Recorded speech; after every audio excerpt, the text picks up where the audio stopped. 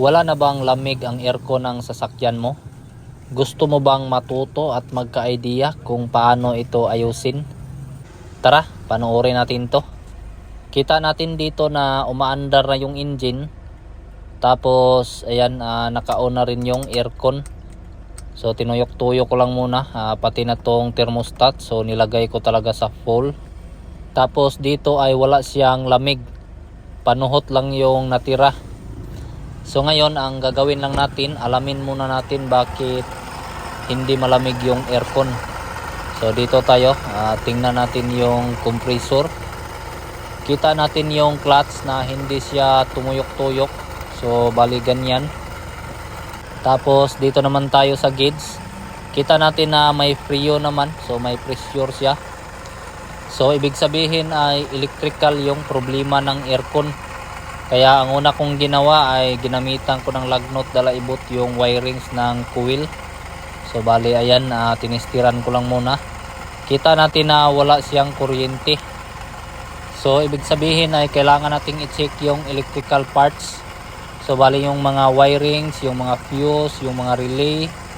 So ayan, tinudlo-tudlo ko ng maraming kadaghan. Pero dito ay tapos ko nang ma-check yung fuse at relay. So okay naman. Kaya dito tayo sa high pressure switch. So ayan, tinistiran ko lang muna. Kita natin na may positive naman siya dito na nakaabot. Dito tayo sa kabila. So ayan, kita natin na wala siyang kuryente, hindi siya umilaw. So dapat sana dito ay umabot yung kulay red. So dapat ay magkadugtong lang silang dalawa. Dapat sana ay tumawid yung positive sa kabila. Pero dahil sa hindi siya tumawid ay ito yung dahilan bakit walang kuryente yung compressor. Ang ginawa ko lang muna, ginamitan ko lang ng lagnot dalaibot. So ayan, ito yung pressure switch. So i-test natin yung positive. So ayan, may positive yung kabilang side. So dapat sana pag nakasaksak to ay may positive din dito. So ibig sabihin ay sira yung high pressure switch natin.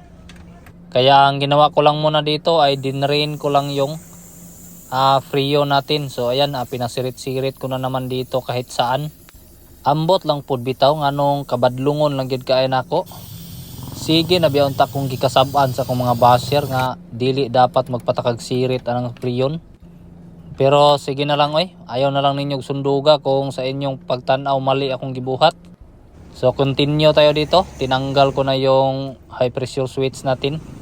So bali itong parts na to, kaya ayan, pinabili ko lang muna yung kasama ko.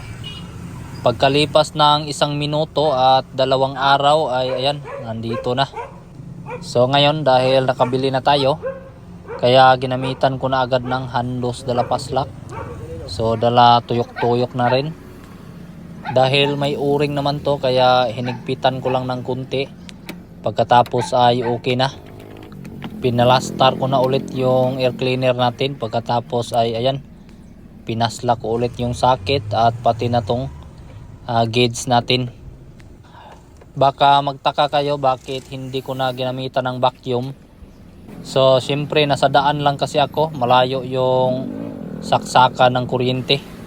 At saka hindi ko na kailangang mag-arte-arte pa dito, nasa kalsada na nga lang ako gumawa. So dito ay kinargahan ko lang ng freon hanggat sa makakaya. So kasi hindi pa naman naka-andar yung engine. Tapos ay ayan, kinlos ko na. So pagkatapos ay ayan, start na tayo. Start. Baka magtanong kayo bakit hagaras yung andar ng engine. So may bearing kasi dito na pinalitan namin, so hindi ko na pinakita. So dito tayo, tingnan natin ang compressor. So tumuyok-tuyok na yung clutch, hindi na tulad kanina. Ngayon naman ang gagawin natin ay pababain natin yung pressure. So binubuan ko ng maraming tubig para bumaba yung pressure natin at makadagdag pa tayo ng freon. So ngayon ay tingnan natin yung pressure, yung kulay red. So bumaba na siya sa 150. Tingnan natin yung hose na to. So dapat ay bumasa-basa yan. 125 pa lang yung pressure natin, kaya ayan, dinagdagan ko ng freon dito. So bale ilalagay ko sa mga 150 yung pressure. Alam ko na maraming magagaling dito na aircon technician, pero ayan, kung nagkamali man ako dito ng salita ay bahala na kayo mag-adjust. Ayan, kita natin yung hose na nabasa-basa na. So ibig sabihin ay okay na yung karga ng preo natin. Kaya nilagnot, ibot ko na yung gauge. So ngayon ay observe natin yung hose dito. So ayan, parang naliligo na siya. So ngayon naman ay dito na tayo sa loob. Tingnan na natin kung ano na ba yung kahimtang. Ayan, pasok Matsuki. So yun guys, sobrang lamig na. Goods na goods. So ganun lang ka easy. Hindi na natin kailangang mag test drive pa dito. Sure ball na to. Perting sure bula oy.